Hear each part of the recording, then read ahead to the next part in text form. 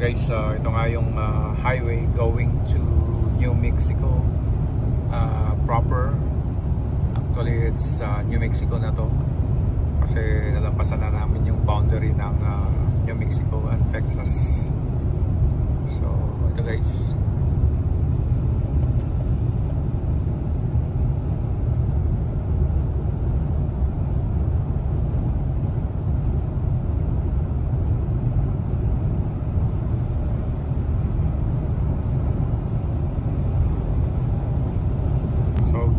nasa highway East 70 na nga kami going to Albuquerque. So yan guys, mapakit yan dyan ng kalsada. Yan, yan. Yan lang guys. Right. Yan doon, tatawid kami sa bundok na yan.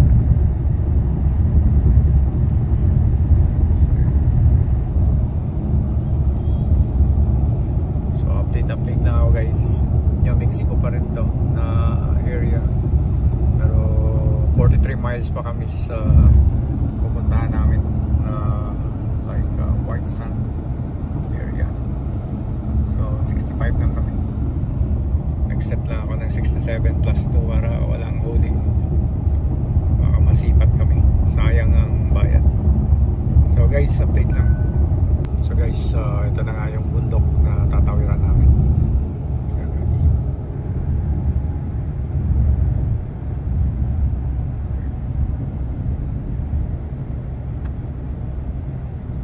Guys, ayan, umaakit na nga kami sa bundok na to.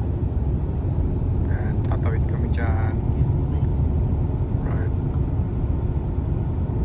Ayan guys.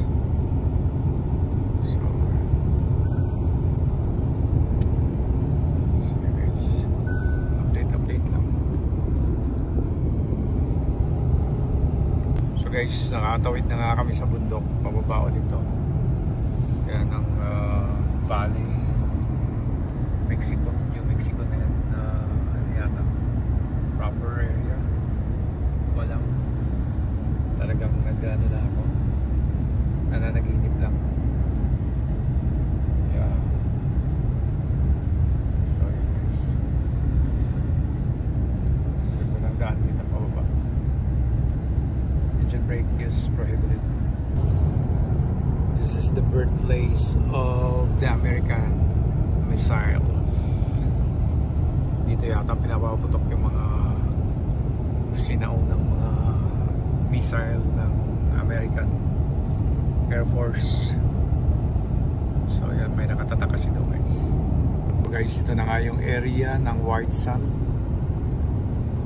kung saan binablast nila yung mga missile nila, pinapaputok. Napakapatag dito na area. Saka yung bundok na yan guys, oh. Mukhang tinira niya ni Papa Sam ng missile niya. Yan. So guys, lawak.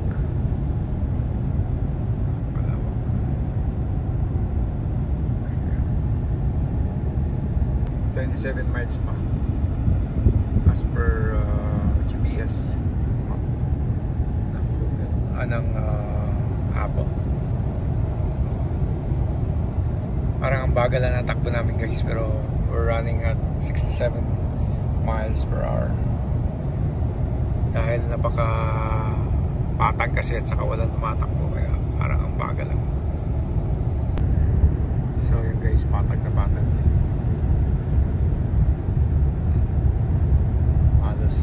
Bilang lang yung tumatakbo. Then dyan, napakapatag guys. Lupon-lupin. Dyan siguro duman na po yung mga alien guys. Yung Mexico. Yan. So 18 miles more to White Sand. Malapit na nga kami, 4.9 miles na lang to destination White Sand. Blasting area pala ng mga US military forces yan. Kaya yung mga buhangin dyan namutik at nasunog sa blast ng mga missile. Ayan guys, oh. Tignan mo. Alright. White sand. Look at that. Yeah. Siguro niya kukuha sa dyan nila pinapasabog yung mga missile. So 76 miles lang kami. Then allow this 75. So yeah. Okay. kilometers per horsepower. 1.9 yung RPM niya, revolution per minute. Okay guys. Hello guys, dito na nga kami sa destination namin sa White Sand National Park. Pinapa-cool down ko lang ang makina ko. Siyempre sama sa pag-aalaga. So guys, ayun yung pila going to the White Sand area. So dyan ang entrada. Dito lang kami sa gift shop para tumingin ng konting mabibili at saka at the same time mag comfort room, mag bathroom. So yan guys. So far napakaganda ng performance ng Hyundai Santa Fe guys. Swabing swabe, wala siyang problema sa daan. Very cool siya. Very light ang handling niya sa daan. Ramdam mo yung mga lubak ng konti because the tire is like an off-road kind. Malalaki yung ano niya. Siyempre XRT siya. Off-road oriented siya. But then pagka swabe naman yung makinis yung kalsada, swabing swabe. So yun nga, ulitin ko lang, hindi mo ma-feel yung hangin, yung whoosh o whiz ng hangin habang bumabiyahe ka. Walang hindi mo ma-feel guys. So napakaganda ng gawa ng Korean na to sa Hyundai. Though assemble siya dito sa US, no, pero maganda ang technology, advanced masyado kumpara sa mga latest na SUV din. Siguro meron na rin yung iba, but then gustong gusto ko siya i-drive sa long drive, no problem, right? At sa malakas siya because 277 horsepower and 311 feet-pound of torque, so malakas. Yeah, so guys, dito nga kami sa little museum ng White Sand National Park ng New Mexico. So right here, Dunefield, the monument boundaries here. Okay. Wow, look at that. The wind direction. Yeah, Lake Lucero, Alkali Flat. That's the wind direction, guys. So yeah. And the lake, ancestral lake. Direction of water flow. Like that. So yeah guys, about water. So there you go. There's some like stories. There's a shark. Where's that coming? During the Permian period. Really? It seems like it was underwater before. 275 million years ago. Permian period. Oh wow. Okay. Marami episodes. At saka meron tayong maganda rito. Ayan si Moira. Ayan. Saka meron din tayong pogi rito. Ito, JC. Oh yeah. What's that, JC? Huh? Guns. Oh yeah, Billy the Kid. We have watched the movie of Billy the Kid before. Meron. Yeah. Yun dyan. Man Love Road. So, pabaliktad ang ikot to Rars. Right. Brother Phillips. Lucero. Tom Charles. Mescalero. The Patches. Yeah, back to Billy the Kid. And this is like under the white sand. This is the water. Kind, right? So guys, ito yung mga previous history ng white sand, this area. Right? Look at that. And look at the sand characteristics here. The surface of the planet Mars. Yeah, it's like almost the same. This is the surface of the Mars, and this is the White Sand National Monument. White sand. So yun guys, diba? Parang talagang siguro sa ibang planet nakikita talaga din tong white sand. So this is really interesting. Once in a lifetime history if you're not living here sa New Mexico or in the US. Buti na lang at malapit kami. Nasa Texas lang kami. So nakapunta kami rito. That's where the birds and lizards that are living here sa white sands. So yan. And the small what do you call those insects that are found here in the white sands, guys. So yan, pasok na kami rito sa White Sand National Park ng New Mexico. Ito yung entrance, guys. So 25 each. Yeah, we are 5. Oh, just 25. Oh wow, that's great. Okay. I got no 25. Sorry, I got no change. Wow, alright, okay, got it. Thank you so much. You can use it for 1 week though, probably. So guys, nakabayad na nga kami doon sa entrance. Pasok na kami dito sa White Sand area. White guys. sand. Yeah, White Sand. Lawak yan guys, hanggang doon pala yan. So allowed naman dito tumakbo ng 45, so naka 40 lang kami guys. So, there you go.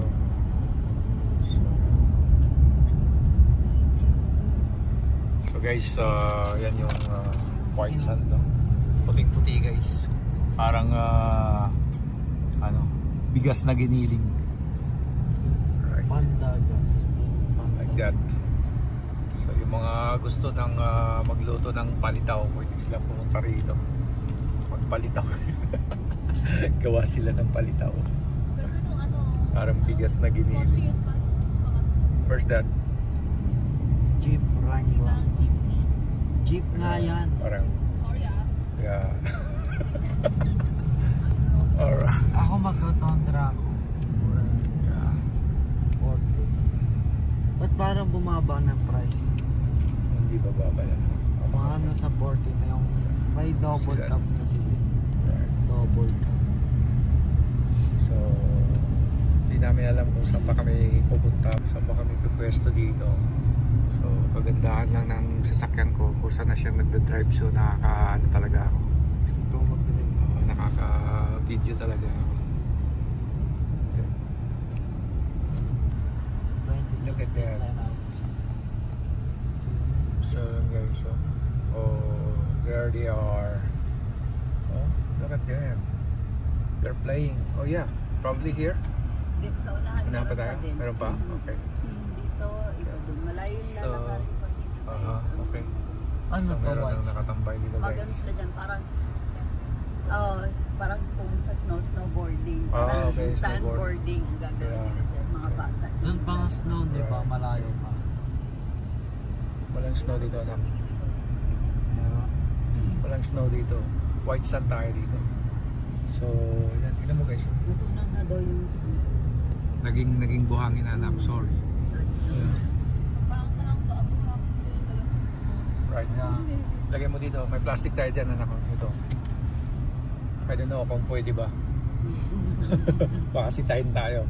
Oh. Correct. Ano yan? National Treasury yan. Bakit mo iuwi? Yeah. So right, okay. Wala siyang nakikitang line ka. Hindi siya lumiko. Alright, okay. So yeah. Okay. Yeah, right. So sunset stroll start here. So guys, ito may parkingan dito na area pero sinarado. So meron pa doon. Mas maganda yata dito guys, talagang ngayon puting-puti talaga. Look at that.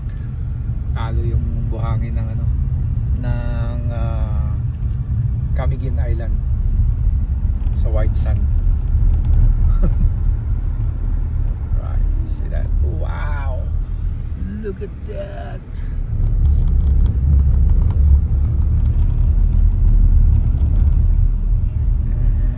Right, white sand ready. Oh wow, look at that, sand dunes. So pwede tayo dyan. No parking.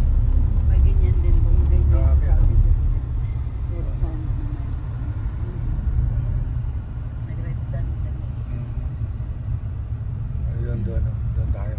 So dito yung pinaka last parking area. Meron pa. Pwede yata diha. Sa unahan meron pa rin. Meron pa din. Yung mga cottages. Pero okay na really? dito.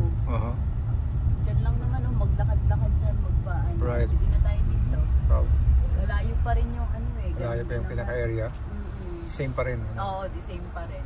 Para hindi na tayo late pa.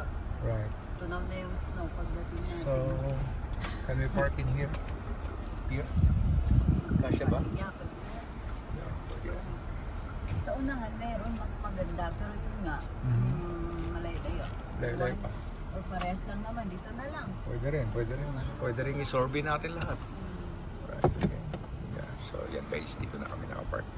So guys, dito na nga kami. Nag-park sa sand dunes. White sand dunes. So yan guys, iniwan lang namin dito. Ganda guys. Meron doon. Look at that area there. So ang lawak nito guys. Meron dyan tingnan mo. So yan guys. So here. Andun yung mga kasamahan ko. Mga anak ko dalawa. Saka ang kaklase ng anak ko. Saka nanay ng kaklase ng anak ko. So yan.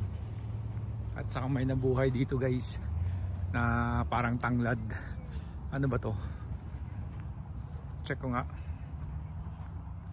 Kung ano to. Well, para siyang halamang disyerto. So yan guys. So yan daming naglalaro doon. Usually mga bata. Maraming nagpuntahan ngayon kasi spring break ngayon.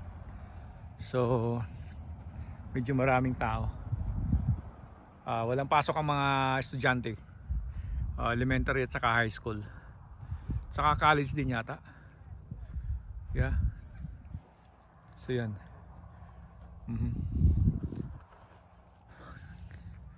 So yan guys. So guys, ito napakaganda. Then doon guys, parang may ice doon sa bulubundukin na yung malayo. I-zoom up ko. Yung guys yun. Mukhang snow yata yung area na yun. Snowy yata, I don't know. Quite So yan.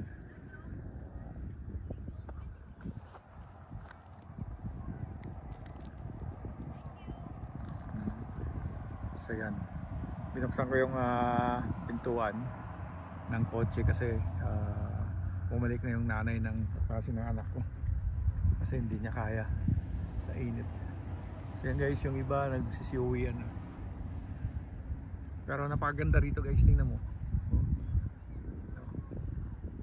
Puting-puti talaga. Tingnan mo guys, oh. Parang ano, buhangin talaga siya, puting-puti, no? Oh. Wow. So yan guys. So yan. Nag-doble ako ng damit para hindi masyadong tablan ng init. Grabe na ng init guys. Medyo yung simoy ng hangin malamig pa. Pero mainit na rin. Ramdam mo na yung init. So hindi maganda rito sa summer kasi sobrang init. So yun. Yeah. Yung anak ko naghihiga-higa. Ayan, oh. Parang ngayon lang nakaapak talaga ng buhangin na puti. Bagay, wala talagang ganito dyan sa atin sa Pilipinas. Pero dito ang ganda. Ayan, oh. Yo. Yan mo, gananin mo lang. Huwag mo lang lagyan yung buhok mo, anak. Mahirap tanggalin sa buhok yan. So yan. Tuwang-tuwa ang bata. So guys, update ako ulit.